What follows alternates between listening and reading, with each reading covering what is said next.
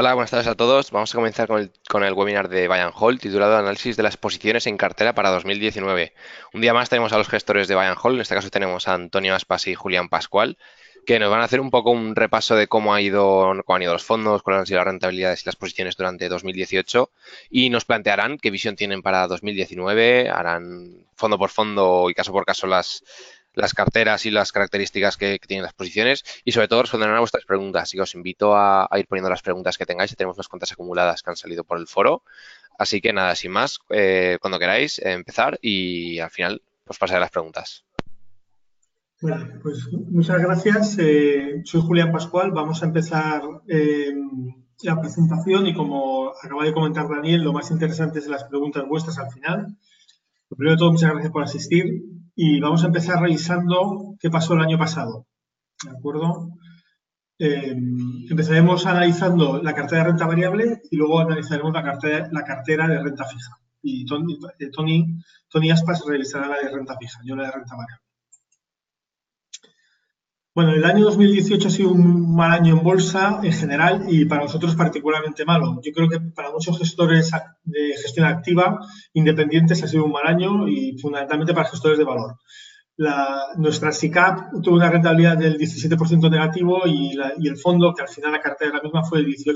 Hay una pequeña diferencia pues porque las carteras no son exactamente iguales y el dinero entra y sale durante el año, pero vamos, básicamente pues ambas cayeron pues, doble dígito alto, un 17, todo un 17%, 18%.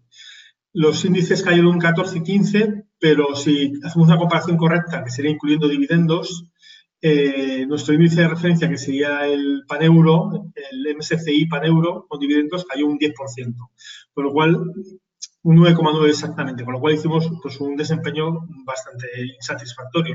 Perdimos pues 7 puntos más o menos respecto al índice de referencia, lo cual es un mal resultado. Además de que objetivamente las carteras cayeron mucho. El año pasado ha sido, de todos los años que llevamos, el segundo peor nuestro. Nosotros llevamos 15 años gestionando, ha sido el segundo peor. Solamente hubo un año peor, que fue el 2009, pero el 2009, pero el 2008, pero el 2008, que cayeron las carteras casi un 40 o 38%. Pero sin embargo no lo hicieron tan mal relativamente porque el mercado cayó muy mal. Este año ha sido el segundo peor en caída. Solamente hemos tenido de estos 14 años, 4 años negativos y este es el segundo peor. Ha caído muy significativamente, como hemos dicho, un 17 y comparativamente con el índice mucho peor, porque el índice ha caído bastante menos. ¿Qué es lo que ha pasado? A ver, en nuestra opinión, no, el mercado está anticipando una recesión económica, eso es evidente, es la principal razón de la caída. Una recesión o una desaceleración. Si leéis la prensa económica, esto es una opinión general de toda la prensa. Todo el mundo dice que el mercado está cayendo porque vienen malas, las perspectivas económicas son malas. Nuestra opinión, es improbable que se dé una recesión económica, aunque como sabéis, los que nos seguís, no tenemos una opinión macro muy de fuerte convicción, ni nunca, ni generalmente es un criterio central para invertir, sino que nos centramos más en la selección caso por caso de valores. Yo tengo muchas dudas de que vaya a haber una recesión. Estoy casi seguro de que no la va a haber. Lo que sí que puede haber es una desaceleración, ¿de acuerdo? A día de hoy es más evidente porque a finales de este año, hace escasamente una semana, a principios de este año, hace escasamente una semana, pues ya ha habido más información económica y se ve que la economía americana está muy fuerte y entonces ahora ya cada vez es más y más evidente que realmente no va a haber una recesión. En nuestra opinión, lo que ha pasado es que los inversores se han cansado y se han puesto nerviosos de las incertidumbres macroeconómicas que hay, de tipo macroeconómico político, muy ligadas al populismo general que gobierna en muchos países y al final se han vendido. Y ha habido una corrección, como siempre ha habido en las bolsas históricamente, una corrección, pero una corrección significativa, no una caída de un 2 o un 3 o un 5% en las cotizaciones, sino de un 20% desde máximos. Y un 10% del conjunto del año, un 10, un 15% del conjunto del año, un 20% desde máximos. Una corrección clásica, que al final significa que en la medida en que no hay recesión, pues los valores básicamente, los fundamentales de los valores siguen estando básicamente igual y fundamentalmente puedes comprarlos un 20% más baratos. Es decir, los inversores no están dispuestos a pagar el mismo precio por el mismo valor, sino que, dado el entorno de incertidumbre, dices, oye, mira, yo te voy a pagar con un descuento de un 10 o un 15 o un 20%. ¿De acuerdo? Eso es lo que creemos que ha pasado. Los elementos de incertidumbre son por todos conocidos. Fundamentalmente es la actual incertidumbre comercial en la posible guerra comercial entre Estados Unidos y China, que tendría un efecto devastador económicamente. Si se desarrollara a gran escala, pues tendría un efecto devastador, con muchos perjuicios laterales. Es decir, aparte de Estados Unidos y China, pues sufriría Europa. Sería terrible. Ligado a esto está una desaceleración en China que sí que parece que se está dando con fuerza, digamos, en Estados Unidos y en Europa no es tan evidente, sobre todo en Estados Unidos, pero en China sí que está habiendo una desaceleración más fuerte. Está el tema del Brexit, que es un lío tremendo. Al final se ha votado una solución que la aplicación práctica es prácticamente imposible. No se dijo la verdad a la gente y ahora resulta muy difícil de implantarlo. Y cuando hemos llegado al momento de la implantación, pues los políticos se encuentran con un lío porque es muy dañino. Un Brexit es muy dañino. Cualquier solución va a ser dañina. Y luego tenemos toda la incertidumbre en Europa relativa a la economía italiana, yo diría incluso la española o la francesa, en las que los déficits estatales son muy altos, estructurales y de difícil solución. Realmente se han cargado las tintas un poco con Italia, pero en Francia, pues en cuanto se ha habido un ligero problema, han salido los chalecos amarillos a la calle, el gobierno francés ha hecho marcha atrás y el déficit va a seguir creciendo. Y en España, pues tenemos el problema de las pensiones que no tiene solución y que ya no es un problema a largo plazo, es un problema ya realmente a corto plazo. Y cada año ya resulta más difícil pagar las pensiones. Y esto es un tema pues que está generando genera mucha incertidumbre, mucha fragilidad y mucha inseguridad. Entonces, todo esto ha hecho que, en nuestra opinión, como hemos comentado, ha hecho que los inversores se pongan nerviosos y hayan decidido vender. Adicionalmente, ha habido un elemento que se venía arrastrando desde hacía años, pero que para nosotros ha sido bastante importante este año, ha sido la principal lección que hemos aprendido como empresa en Buy and Hold, y es que Internet es un elemento, Internet y la tecnología, la acumulación de datos y el tratamiento de datos a través de las distintas plataformas tecnológicas está cambiando la economía de forma muy acelerada. Y está afectando a muchos sectores de forma muy importante, pues a la banca, al automóvil y a retail, a la distribución. En el caso de la distribución es un sector de los que están más claramente perjudicados. En los otros sectores los impactos son más no tan evidentes o no tan dañinos, aunque en muchos casos pues están cambiando y no son favorables, pero el caso de distribución es claramente dañino. Es decir, al final la distribución, el negocio de distribución, lo que es el comercio, las empresas de consumo, Internet está permitiendo una transparencia tremenda, horrorosa en precios, está permitiendo un servicio muy personalizado al cliente, está permitiendo un acceso a la publicidad muy personalizado y muy eficaz. Y eso hace que una empresa tradicional que no tenga estas herramientas pues esté quedando totalmente fuera del mercado. Claramente, si es una empresa de distribución y no sabes vender por Internet, hoy día estás muerta, además con muerte rápida, con caída de ventas muy fuerte, pero aunque seas buena en Internet, sufres también, porque el entorno es mucho más competitivo, los precios están bajo muchísima presión, etc. Entonces, nosotros a principios de año tenemos una presencia importante en empresas de distribución porque tenían productos nicho, o porque sabían trabajar bien en Internet, o porque tenían un buen management, y al final hemos decidido salir, porque aunque sea una empresa bien gestionada, estás en un sector que tienes todo el viento en contra y al final acaba perjudicándote. Cuando a lo largo del año el mercado ha ido cayendo, hemos ido vendiendo estas empresas y hemos rotado la cartera hacia empresas de gran calidad. Estas serían nuestras principales posiciones este año, que es el objeto de la charla. Hemos aumentado, lo más importante para simplificar es que hemos aumentado con mucha fuerza la presencia en tecnología y en sectores de gran calidad, empresas de gran calidad. El manual de inversor sencillo de sentido común lo que dice es que en un momento de caída del mercado, de fuerte caída del mercado, hay que vender lo malo y comprar lo bueno, porque digamos, esta caída, esta corrección ha seguido un parámetro que es muy habitual en las correcciones, que primero empiezan cayendo las empresas con más problemas, con balances más frágiles, más cíclicas, más sujetas en entornos más competitivos o más sujetas al cambio de ciclo. Esas empiezan a caer, eso empezó a pasar, digamos, a mediados de año y al final cae todo. Al final ya el mercado se pone nervioso, empieza a vender todo y empiezan a distinguir, vende lo bueno y vende lo malo. Y es lo que ha pasado al final, sobre todo en el mes de noviembre y diciembre, que han caído muchas empresas de muchísima calidad, sobre todo empresas de tipo tecnológico. Pero también empresas de lujo, empresas que son prácticamente monopolísticas, ha caído todo. Cuando cae todo, hay que vender lo malo y comprar lo bueno. Es decir, hay que intentar rotar y ir a lo de mejor calidad, porque lo bueno cae muy pocas veces. Y cuando cae es una oportunidad. Eso es lo que hemos hecho nosotros. Hemos aumentado mucho la presencia en tecnología, donde hemos superado ya más del 20%. Ahora lo comentaremos rápidamente. Hemos aumentado mucho la presencia de empresas de mucha calidad, tipo Brookfield Asset Management o Louis Vuitton. Y hemos comprado y solamente hemos dejado una parte de empresas financieras, fundamentalmente banca española, porque aunque son empresas de no tan buena calidad, tienen un componente cíclico muy fuerte y están en mínimos históricos en valoración y pensamos que cuando rebote cuando rebote la economía, cuando se estabilice la situación, las valoraciones subirán con fuerza. En ese momento venderemos. ¿De acuerdo? Bueno.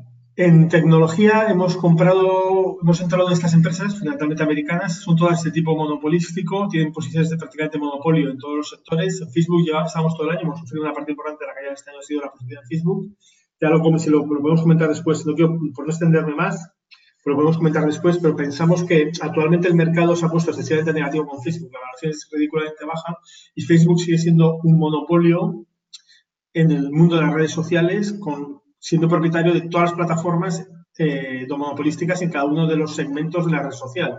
En el segmento generalista tienen a Facebook, el segmento de juvenil y de comunicaciones juvenil y de imágenes tienen Instagram y en el segmento de la mensajería tienen WhatsApp. O sea que Facebook no es Facebook solo, que Facebook en concreto sí que está teniendo un cierto desgaste, una cierta maduración ya, pero Instagram está con un crecimiento altísimo y WhatsApp pues lo mismo, ¿no? Es decir, que Facebook, y no hay más plataformas, es decir, que tú si tienes que estar en una red social puedes elegir entre Facebook, Instagram o WhatsApp, poco más. Snapchat está de capa caída, es la única competencia que quedaría y está cayendo, está perdiendo claramente cuota de mercado con respecto a Instagram.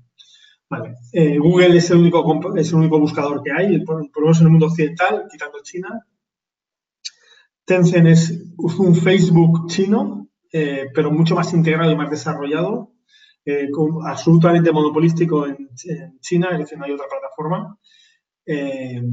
Amazon es una empresa absolutamente, bueno, es la empresa que está dando tantísimos dolores de cabeza en el sector retail, con un crecimiento de cuota de mercado en el mundo de la distribución digital enorme, pues ha pasado de un 5 a un 30% en 10 años, un 5% de cuota de mercado en Estados Unidos a un 30% hoy. Y Microsoft es una empresa que se va a beneficiar enormemente del mundo de la nube, igual que otras que hay aquí, como Amazon y Google, pero Microsoft tiene unas perspectivas en el mundo de la nube muy interesantes. Y es una empresa también de tipo monopolístico, es decir, que aquí tenemos Facebook, Intel, Google, Amazon, Tencent y Microsoft, todas son monopolios en sus respectivos sectores. Un monopolio es lo que un inversor quiere comprar, es decir, como accionista es lo mejor. Muy bien, pues hemos tocado ya todos los temas de renta variable, ya paso la palabra a Antonio Aspas, para hablar de renta fija. Solamente comentaros que en renta fija lo decimos en primicia, nos acaban de dar en Morningstar una clasificación de 5 estrellas. Ya lleva 3 años el vehículo funcionando y nos han dado la máxima calificación de 5 estrellas esta misma mañana. Posiblemente lo veréis en prensa mañana o pasado. Bueno, buenas a todos. Vamos a contar la cartera de renta fija y a la vez la del flexible, porque al final lo que hacemos con el flexible es una combinación de la cartera de renta variable con la cartera de renta fija. Así que al comentar renta fija, con lo que ha comentado Julián de renta variable, pues tenemos como si fuera la cartera del flexible. ¿Qué ha pasado en el fondo de renta fija? Pues la caída ha sido del 2% para el fondo y del 3% para la SICAV. El fondo mixto, el flexible, la SICAV mixta, PIC menor, pues han caído entre el 11 y el 10%. Frente al índice de renta fija que incluye pues como si fuera toda Europa y además todos los segmentos, fundamentalmente con un peso bastante alto de corporativo y con una duración bastante larga, que ha hecho una rentabilidad positiva de 0,4, pero por ejemplo el índice Bloomberg de bonos europeos High Yield ha bajado un 4,6%. ¿Qué ha pasado? Pues lo mismo que ha afectado a la renta variable, que es el miedo a la recesión económica, pues afecta a la renta fija, porque si hay una recesión económica van a aumentar los impagos, porque se van a disminuir las ventas de las compañías, van a obtener menos beneficios, pues es más fácil que tengan un impago, la financiación se hace más difícil, por lo que, como decimos, pues afecta fuertemente a las empresas. Además, estamos en un entorno económico que aún estamos recuperándonos de la crisis anterior, todavía no está consolidado con unos niveles de deuda bastante altos, sobre todo de gobierno, y hace que el miedo sea aún mayor a repetir los episodios pasados. Esto ha provocado que, como veremos ahora mismo, se ha producido un aumento de los diferenciales de crédito corporativo y, en cambio, una reducción de los diferenciales de los gobiernos. Es el flight to quality que se llama, que es el buscar el activo seguro, pues ha hecho que se salgan de los bonos de empresas, sobre todo cuanto peor rating, más caída aún, y se hayan ido los activos más seguros, que son los bonos gubernamentales, sobre todo de las economías de Europa Central. Lo que comentamos de los diferenciales de crédito. Aquí tenemos un histórico de 20 años de los diferenciales de crédito, de hecho de más de 20 años. Y vemos que la subida, hemos pasado de niveles de principio de año de en torno al 2,5, la rentabilidad de los bonos corporativos europeos a niveles del 5,30 actuales, es decir, casi se ha doblado. Hemos aumentado en 280 puntos básicos, un 2,8% la rentabilidad que estaba pagando la media de bonos europeos high yield, de bonos corporativos principalmente.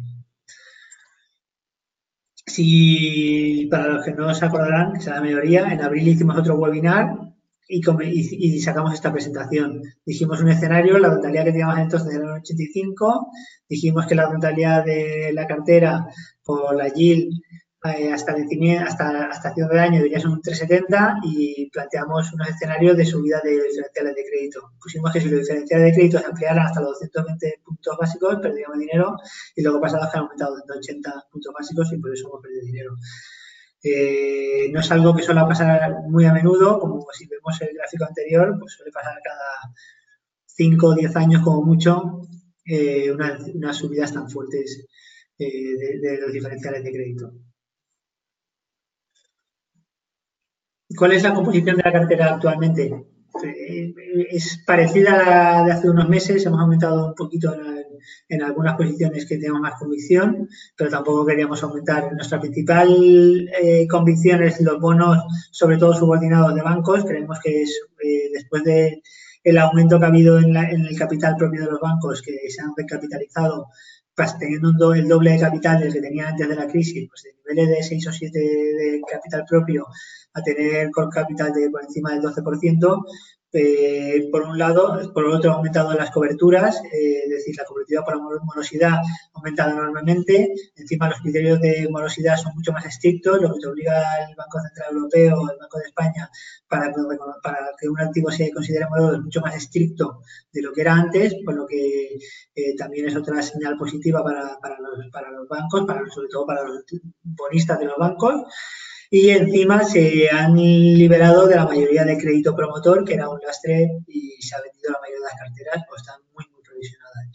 Entonces esto hace que sea nuestra principal posición, pero tampoco queremos que sea pase del 30%, que es el nivel más o menos que tenemos autolimitado y es el que tenemos puesto actualmente, como veremos ahora, por sectores. Luego, después de eso, pues tenemos bonos del sector de energía, Petrobras, Pemex, pues con la subida del petróleo y aparte de que son empresas estatales, pues tenemos bastante confianza en esto. Tampoco la rentabilidad que obtenemos es extraordinaria. Estamos hablando de niveles de 4 o 5%, bonos a 7 o 8 años, pero dados los niveles de tipo de interés actuales, pues nos parece interesante.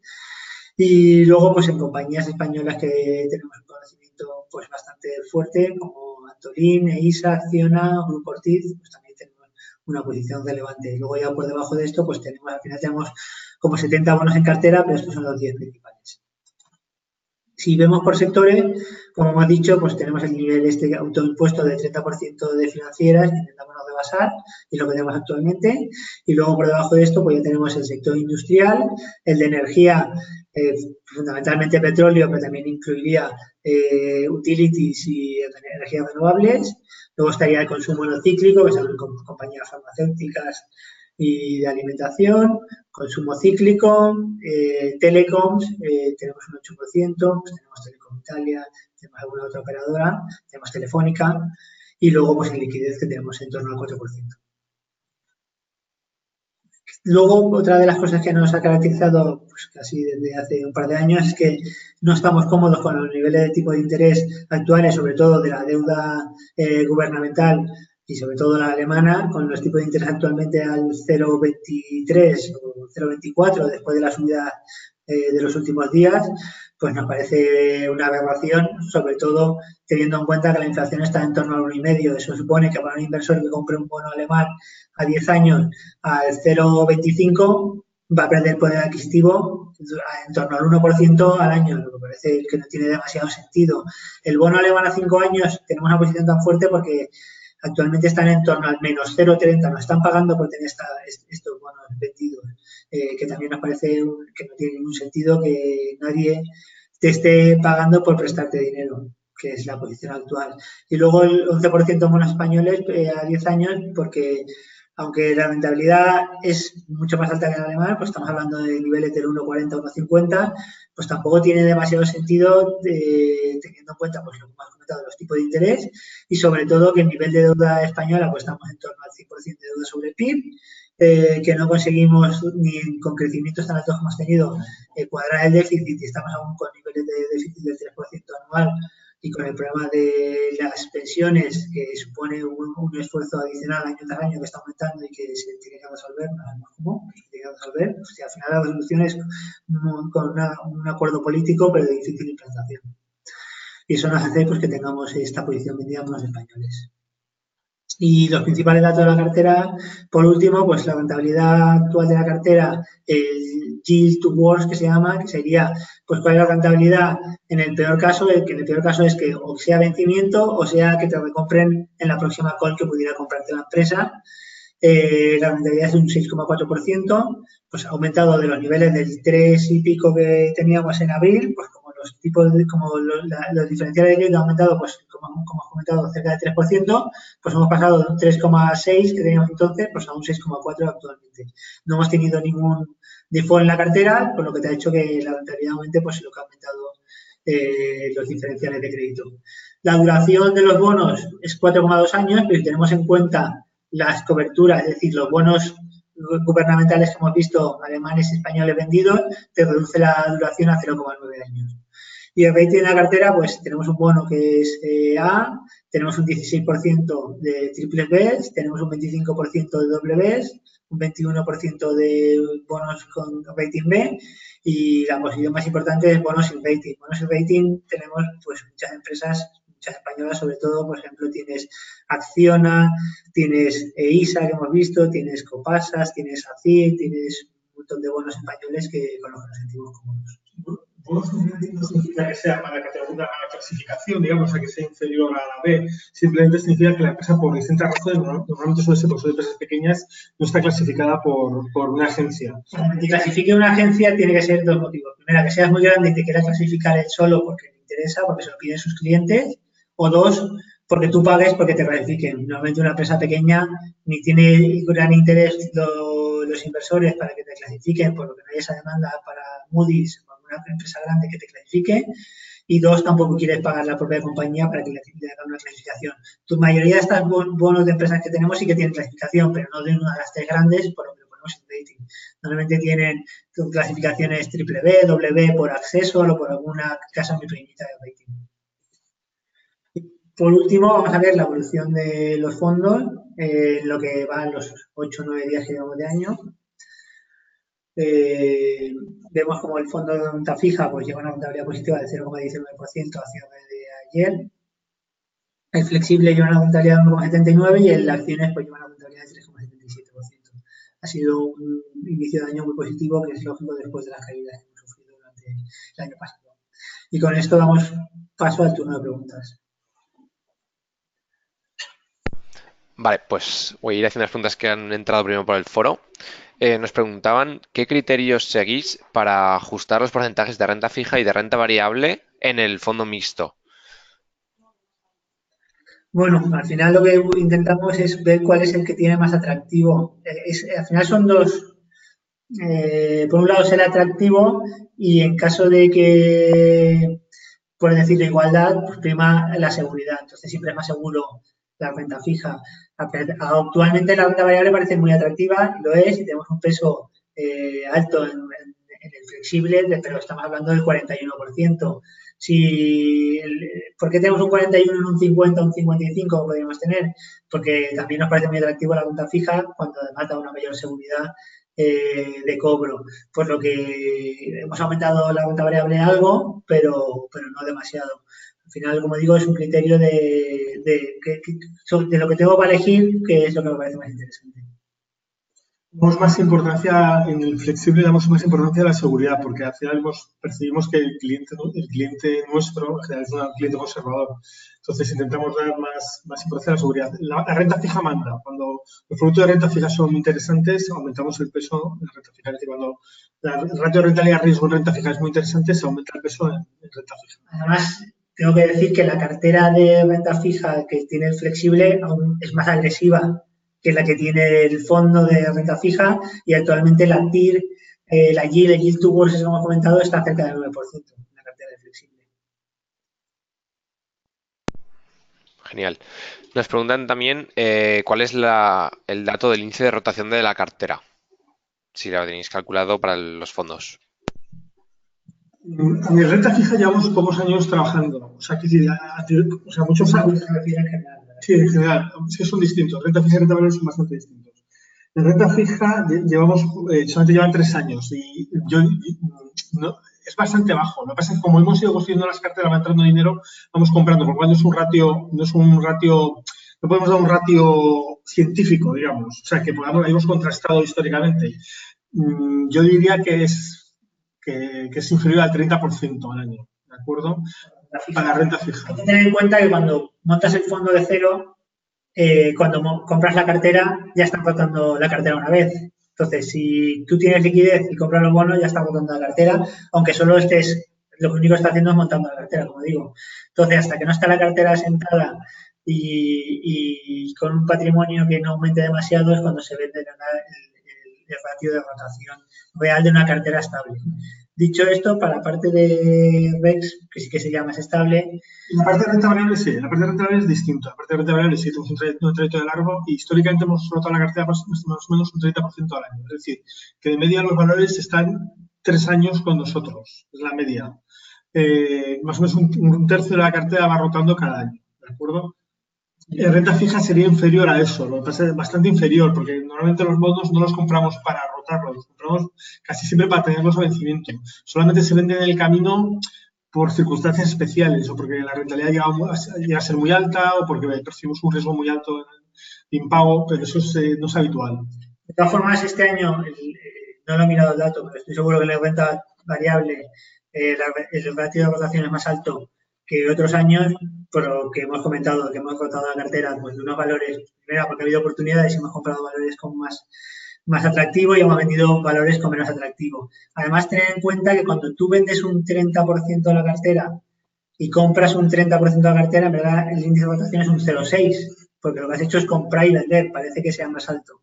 No sé si me estoy explicando. Si vendieran solamente la cartera y la dejaran liquidez, un 30% tendría una rotación de 0,30, pero si a la vez esa liquidez la vuelvo a comprar, estamos hablando de un 0,60 de rotación.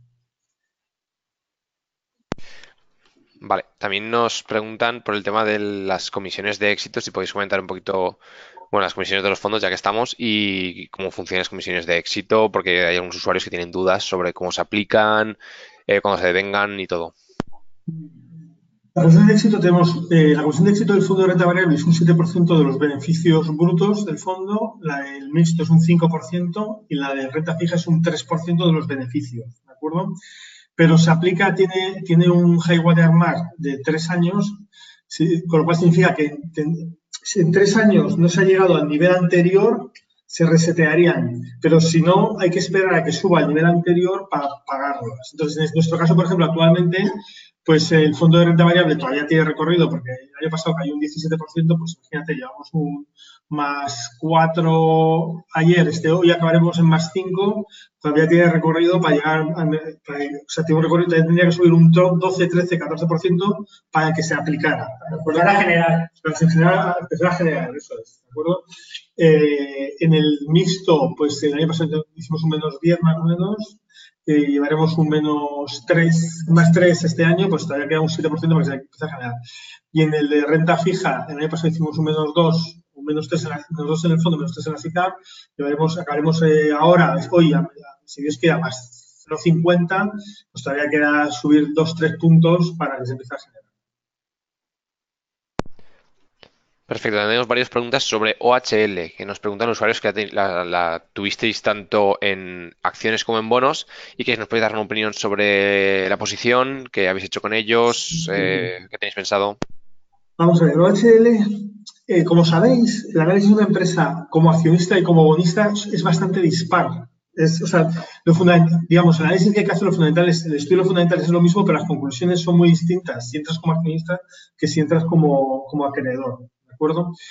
Nosotros lo tuvimos efectivamente, como accionista el año pasado y vendimos. Y gracias a Dios la compramos a 5 euros, vendimos a 3,30, me acuerdo perfectamente, y ha caído hasta 1 tal. OHL fue una de las posiciones donde más dinero perdimos el año pasado. ¿Qué ha pasado en OHL? Digamos, para conocer la historia un poco, OHL es una empresa de construcción que tenía una parte muy importante de concesiones. El 80% del beneficio eran concesiones, fundamentalmente autopistas en México.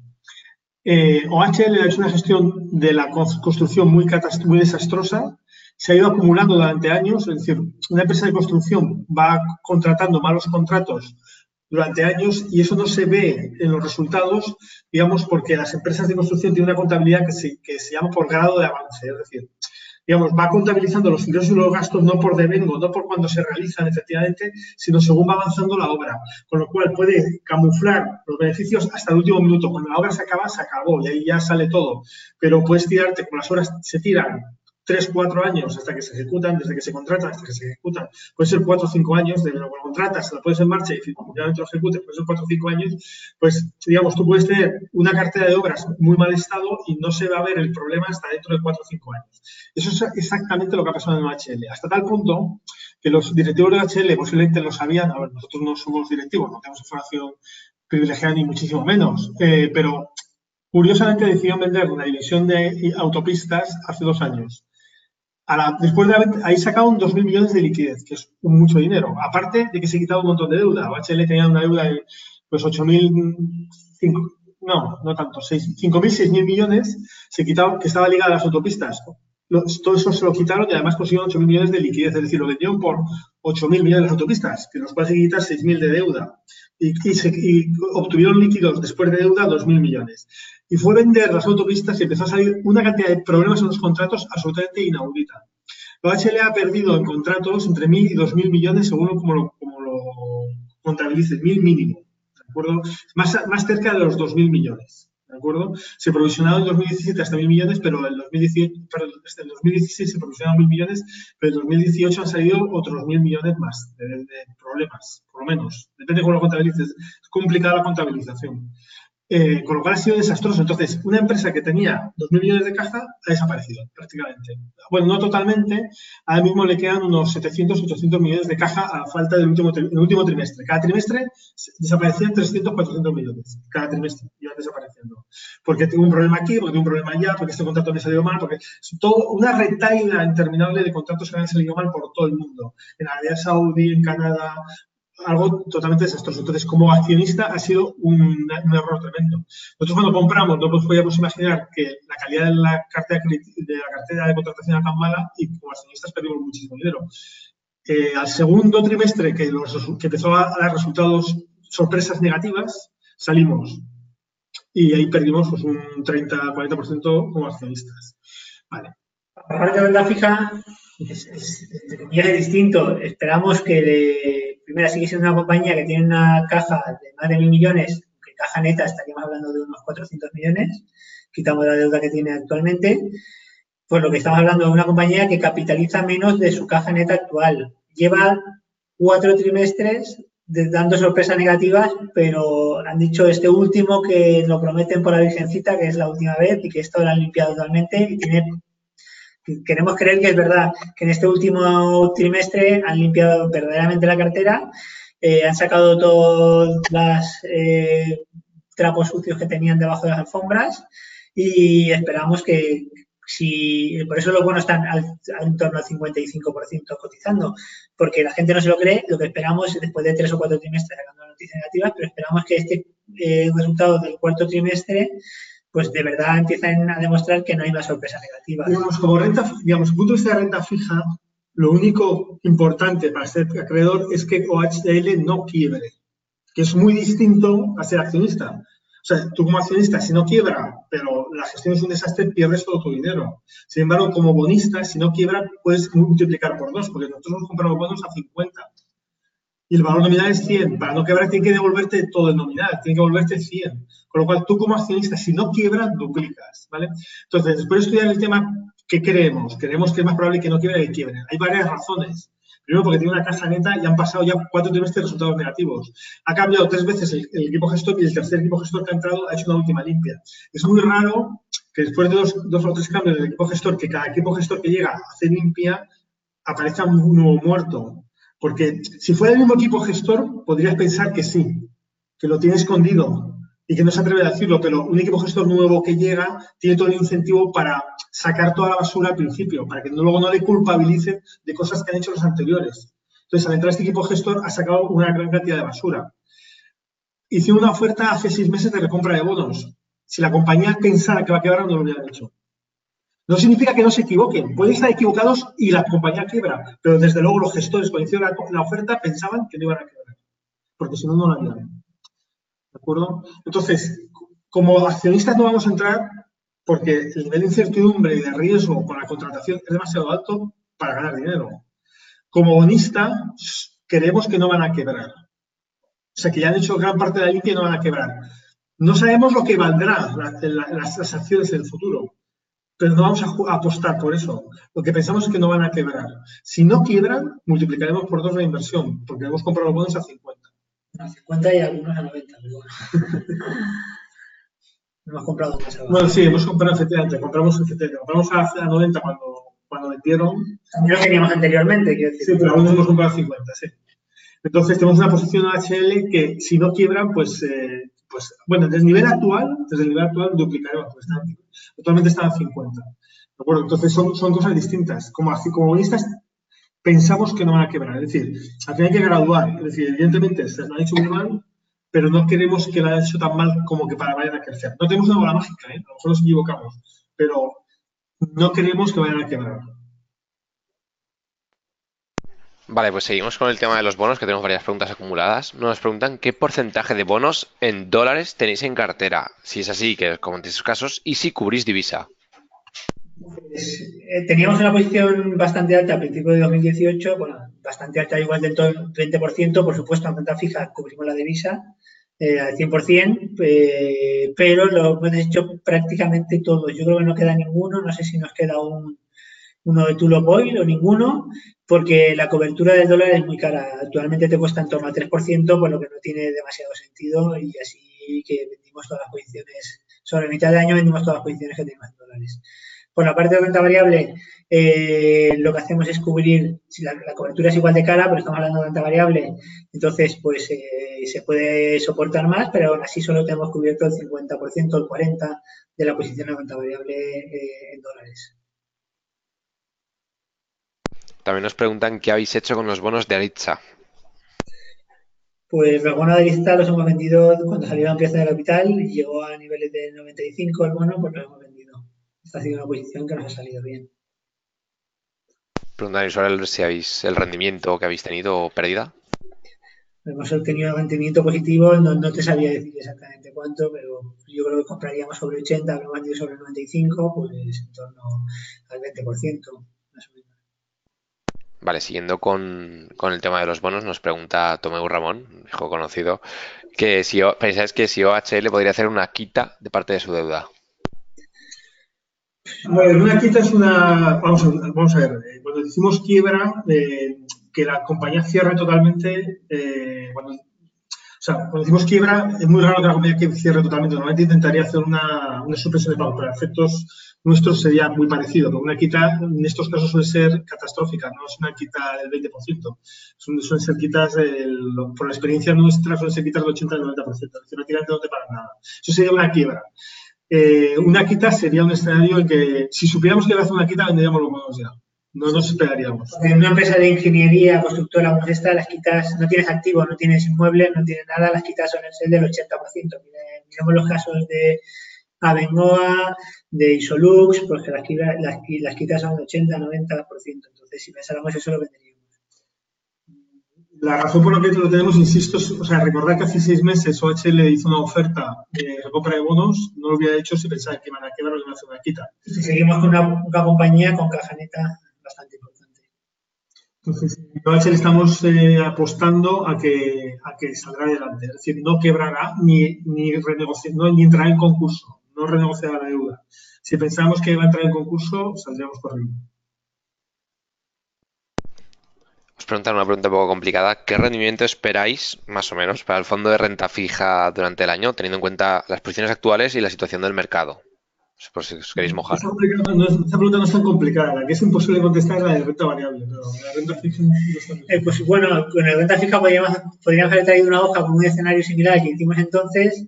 Al final depende de dos variables. Una, cuál es la yield que tienes en cartera. Bueno, en realidad son tres. Una, cuál es la yield, el yield to worst que hemos comentado de la cartera, que es el 6,4.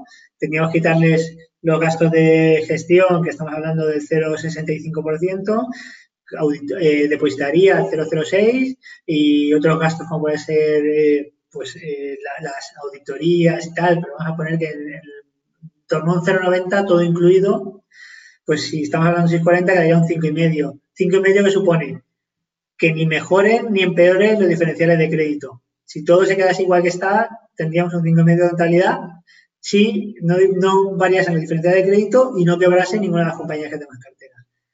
Si los diferenciales de crédito aumentan, pues la rentabilidad será peor, tendríamos que hacer los escenarios eso, pero serían parecidos, posiblemente si aumentaran 200 puntos básicos los diferenciales de crédito, pues tendríamos cuenta con paga el año, que sería 200 puntos básicos más sobre el año pasado, posiblemente incluso más, porque la yield actual es más alta, lo que te da más colchón para aumentos de diferenciales de crédito, pues posiblemente tenemos que aumentar en torno a 250 o 300 puntos básicos para que estuviera plana. Y al contrario, si los diferenciales de crédito bajan 100, 200 puntos, pues la rentabilidad en vez de ser un 5,5, pues estaríamos hablando de 7,5, 8,5, 9,5. Entonces, los escenarios, como digo, es en función de lo que pase con los diferenciales de crédito. Como digo, si nada cambia, tendríamos un 5,5. Lo que esperamos es que va a ir íntimamente ligado a lo que haga la bolsa. Si la bolsa va bien, es que las empresas van bien y los diferenciales de crédito bajarán, la rentabilidad será mayor. Y si la bolsa va mal, pues es que las empresas están sufriendo y los diferenciales aumentarán y la rentabilidad será inferior. Vale, antes de pasar un poco a las preguntas de renta variable, un usuario nos pregunta si sois tan negativos respecto a 2019 como el consenso de mercado o los analistas figuran, o qué opinión tenéis más o menos del entorno de mercado, si sois más positivos o más negativos. A ver, no somos negativos, somos al contrario bastante positivos respecto al 2019. Dicho esto, hay que hacer como dicen los ingleses, un disclosure diciendo que no sabemos lo que va a pasar. No tenemos una bola mágica, no sabemos lo que va a pasar. Pero nuestra opinión, como por experiencia de 20 años o 25 años en el sector, cada uno de nosotros, es que el 2019 pinta bien. Como hemos comentado durante la presentación, no pensamos que vaya a haber una recesión, ni siquiera una desaceleración muy fuerte, tal vez en China, pero en el resto del mundo no. Entonces, la corrección, digamos, ha sido excesiva. De hecho, el comienzo del año está siendo muy bueno. O sea, la corrección ha sido excesiva. Otra cosa importante que hay que tener en cuenta es la siguiente, y a ver si lo explico rápidamente. Si tú miras la bolsa, ¿cómo se comporta la bolsa cuando hay crisis o recesiones? Cae antes de que sucedan. Y cuando sucede en la economía real, rebota con fuerza. Si miramos en el 2008 ha sido la peor crisis en 50 años. Hay que remontarse a la gran depresión de los años 20 para ver una cosa parecida. Entonces, en 2008 la bolsa cayó un 40%. O sea, si tú tenías 100 euros invertidos en bolsa, acabaste el año con 60, y al año siguiente rebotó un 30 y tantos, un 40. No llegó al mismo nivel que en 2008, pero casi, o sea, subió muchísimo. De hecho, Red Royal Blue, por ejemplo, cayó un 38% en el 2008 y rebotó un 42% en el 2009. El 2009 era el año en que la crisis era evidente. En 2008, si os acordáis, hubo elecciones en España y ahí, pues, ahí está el famoso debate entre Pizarro y Solbes, en que Pizarro decía que había una crisis y Solbes decía que no, y la bolsa en ese momento estaba cayendo en picado. Pero la economía no se notaba. De hecho, la gente compró el argumento de Solbes, que no había crisis, porque la gente no lo notaba todavía, pero ya se venía a venir. La bolsa ya lo estaba descontando y caía en picado. Durante el debate, la bolsa caía en picado. Al año siguiente, cuando ya la crisis es evidente y todo el mundo, nos ha engañado, hay crisis, la bolsa rebotó un 40%. Entonces, esto viene a cuento de que nosotros somos optimistas para el 2019 porque gran parte ya está descontado. Pase lo que pase, ya está descontado. Pero además es que no creemos que vaya a haber recesión. Posiblemente habrá desaceleración. Entonces, creemos que rebotará. Ahora, ¿qué va a pasar? Pues no lo sabemos. Pues, a lo mejor te estoy diciendo esto y luego resulta que las cosas se tuercen. Sí, de todas formas, nosotros somos optimistas por naturaleza. Como dice Warren Buffett, para invertir en bolsa tienes que ser optimista, si no, no inviertas en bolsa. Vale, sobre las posiciones nos preguntan si tenéis alguna small cap o micro cap destacable o os centráis en large cap. No tenemos ningún microcap en el... No, tenemos en el fondo... La compañía más pequeña que podemos tener es Quabit, posiblemente. Sí, Quabit es la más pequeña, posiblemente. Y con menos liquidez, pero es una de las cosas que miramos muy mucho, a pesar de que no, por el tamaño nuestro, no es una cosa crucial, es la liquidez para poder vender, entrar y salir de un valor. Lo miramos muy mucho y la atractiva de la compañía tiene que ser inversamente proporcional a la liquidez, directamente es totalmente proporcional a la liquidez. Cuanto más liquidez, más atractiva tiene que ser la compañía. Porque si no es líquida, no lo compramos. O tiene que ser un atractivo brutal. La razón, aunque fundamentalmente son cosas distintas y no deberíamos mirar la liquidez, la razón es que por la experiencia de muchos años sabemos que cuando se producen crisis fuertes se producen reembolsos. De hecho, desgraciadamente hemos tenido reembolsos durante el 2018 y ahora seguramente entrará dinero.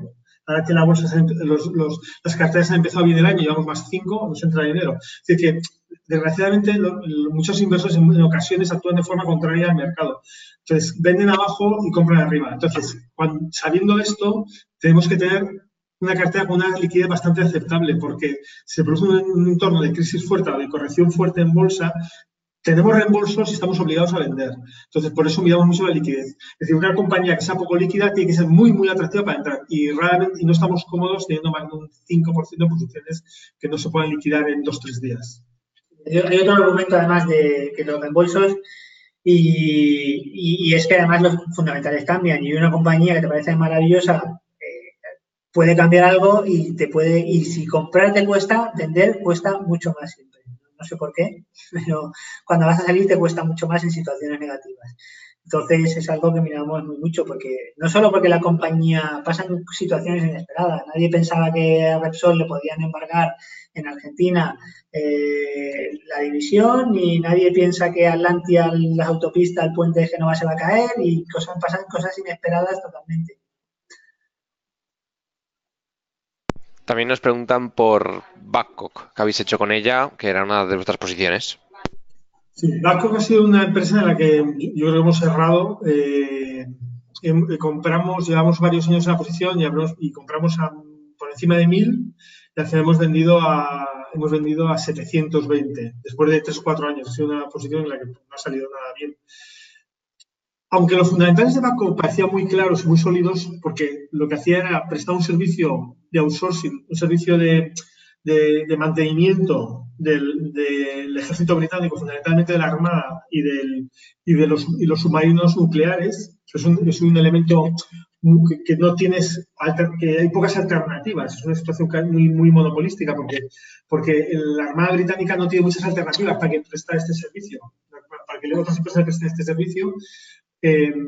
Pues la realidad es que es una empresa que crecía poco, Posteriormente ha ido apareciendo información sobre que el cliente, en este caso el gobierno británico, no estaba particularmente contento con el servicio que se prestaba, no tenía muchas alternativas, pero no estaba contento con el servicio que se prestaba, lo cual eso es muy mala señal. Es decir, así no vas a, como accionista, es difícil que acabes ganando dinero. Entonces, ya después de mucho tiempo vendimos. Afortunadamente vendimos por encima de 7 libras, porque luego ha caído hasta 5 o así. A veces nos planteamos si entrar en estos niveles, pero deberíamos de estudiar más a fondo estos problemas que acabo de comentar, sobre todo el tema de que empieza a aparecer en prensa, en distintos medios, que el gobierno británico no está contento con el servicio que se le presta. Es decir, como que Banco se ha acomodado y no está dando un buen servicio. Entonces, si eso es así, no somos partidarios de entrar, porque eso acabará pasando factura a la empresa.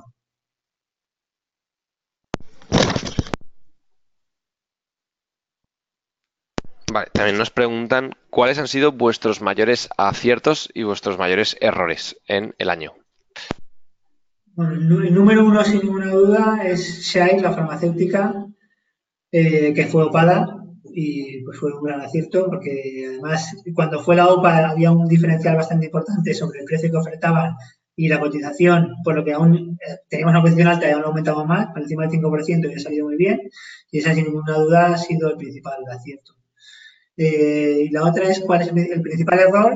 A ver, hemos tenido, la empresa con la que hemos perdido es International Petroleum, que es una empresa pequeña, aunque relativamente líquida. Bueno, cotiza en Suecia, aunque la empresa está basada en Canadá, está gestionada por una familia escandinava y se dedica a la extracción de petróleo. Una empresa muy bien gestionada que la acción ha caído a la mitad, en 4 meses. Lo compramos a 600 coronas suecas y ahora cotiza a 300. Sin embargo, pensamos que yo no lo veía como un error. Es donde más dinero hemos perdido, porque hemos perdido casi 2 puntos, 1 punto y pico en esta posición. Pero yo no lo pienso que sea un error porque creo que es una buena oportunidad. Yo creo que es muy difícil de explicar aquí, no voy a enrollar, pero el mercado se ha puesto muy negativo. Hicieron una adquisición que interpretó muy mal, aunque nosotros no la vemos tan negativamente, ni mucho menos. Es una empresa que tiene una trayectoria, los gestores tienen una trayectoria excelente de gestión. La adquisición que han hecho responde a estos parámetros, pensamos que para el largo plazo es muy acertada y la posición la hemos ido manteniendo, aunque esta es la posición de más dinero hemos perdido. Yo creo que nuestros principales errores significan, pues hemos perdido tanto dinero, pero realmente nos equivocamos en la inversión, han estado más ligados al sector de retail, como hemos comentado antes. Hemos tenido empresas de retail como Signet o L-Brands, Son Limón, que hemos perdido dinero y tenemos que haber visto hace tiempo, aunque son empresas que tienen productos nicho, incluso también gestionadas en algunos casos y tal, no tienen deuda, pero tenemos que habernos dado cuenta que Amazon e Internet estaban cambiando el sector, lo estaba haciendo muy complicado y al final es un sector que tienes todo el viento en contra, entonces no hay forma de ganar dinero. Lo hagas muy bien, como mucho te quedas igual que antes, pero no consigues ganar. Y a poco que te descuides retrocedes. Yo creo que eso ha sido lo principal. Y luego pues hay empresas que, por ejemplo, Bapco, también yo creo que es un error. Es decir, la tenemos que haber analizado con más profundidad. Es una empresa que tiene un negocio cómodo, pero no crecía. Y si hubiéramos investigado más, posiblemente nos hubiéramos dado cuenta pues, que no presta un buen servicio. O sea, no lo suficientemente bueno. Entonces, Bapco ahora está muy barata, posiblemente rebotará. Pero no es una empresa que a largo plazo pueda ganar dinero, yo creo. Esos son los principales errores. Vale, también nos preguntan varios usuarios por Apple, que ha caído mucho recientemente y está, la verdad, en boca de todos con el tema del Profit Warning. ¿Qué opináis de ella? ¿Si la tenéis en cartera? ¿Tenéis pensado añadirla en cartera? Esta empresa la hemos estado dudando, ¿de acuerdo? Pero al final no la tenemos en cartera. Dentro de los fans, es la única que no tenemos en cartera. Netflix. Bueno, Netflix. Sí, sí. Netflix, sí. ¿Por qué? Apple es una empresa de consumo. Apple es una empresa que tiene Warren Buffett. Es una empresa de consumo de alto standing, digamos, casi lujo. Porque ha conseguido posicionar sus productos en un sector prácticamente de lujo, casi de lujo. No es lujo, pero casi. Muy parecido a lujo. La forma en que se comporta, posiciona los productos es muy parecido a lujo. Sin embargo, no es lujo totalmente. Y tiene una competencia bastante importante de pues, un sector muy cambiante, tiene un componente tecnológico alto y un sector que está bajo fuerte presión, sobre todo de fabricantes chinos. Entonces, este elemento ha hecho que al final nos decidamos a no comprar. Al final ha pasado lo que está pasando, o sea, como hemos visto, es decir, que está empezando a sufrir. Básicamente lo que pasa es que Apple no va a poder vender más móviles, eso es evidente, ya el mercado está saturado, el número de unidades va a disminuir de forma natural, no porque haga nada más, sino porque ya no hay gente, que ya todo el mundo que tenía que tener un Apple ya lo tiene. Y la compañía claramente optó hace un año por una estrategia de subir los precios. Eso está ligado a lo que hemos comentado antes de que posiciona el producto como si fuera lujo. El lujo permite subir los precios, porque eso consiste en lujo. Sin embargo, en el caso de Apple, después del último profit warning que hizo hace el día 2 de enero, parece evidente que no va a poder. Porque tienes unas alternativas que son tan buenas técnicamente como Apple prácticamente, a unos precios que son la mitad. Entonces llega un punto que aunque tú tienes una marca muy buena y muy bien posicionada, pues llega un punto en el que se acaba deteriorando, se acaba desgastando, porque la realidad es que técnicamente tienes otro móvil muy parecido que cuesta no un 10% menos, cuesta la mitad. Entonces, no lo vemos evidente. No queremos decir con esto que a Apple le vaya a ir mal, porque a lo mejor Apple consigue, o sea, tiene una marca tan buena que a lo mejor consigue reposicionarse y volver a subir los precios un poco, pero no es evidente, hay dudas. Es la típica cosa que tenemos dudas, no lo vemos totalmente claro que va a poder subir precios. De hecho, con el último profit warning, la compañía en cierto modo reconoce que no está funcionando la subida de precios. Y en China claramente no. Es decir, porque en Europa y en Estados Unidos aún, pero en China, que el consumidor tiene un componente un poco nacionalista, pues Huawei y el otro, ¿cómo se llama? Y tal, se está comiendo cuota de mercado de forma muy agresiva. O sea, tiene una pérdida de cuota de mercado tremenda el último trimestre. Es decir, al final, oye, mira, es que es el mismo móvil, pero cuesta la mitad. Y estima es chino, es de la casa, pues lo compro, ¿no? Entonces, no lo vemos, tenemos dudas.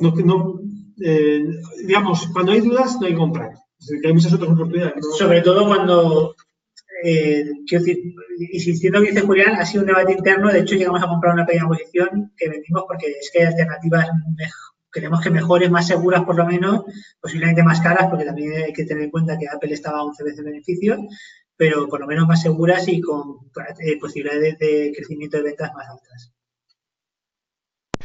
Vale, pues con esta última se acaban las preguntas, así que ya podemos dar por finalizado el webinar. Daros las gracias por este webinar de perspectivas de 2019 y carteras. Y nada, si queréis comentar algo más antes de despediros. Muchas gracias a todos. Y nada, que esperamos, hemos empezado bien el año y esperamos que el año sea bueno. Creemos que va a ser bueno, A lo mejor luego, dentro de unos meses, en otro webinar nos saquéis los colores, pero creemos que va a ser bueno. Creemos que este año va a ser bueno para los inversores. Vale, pues nos vemos en próximos webinars y por la web con todos vuestros contenidos y en vuestro blog. Seguro que nos seguimos viendo por allí. Hasta la próxima. Vale, muchas gracias, Daniel. Hasta luego.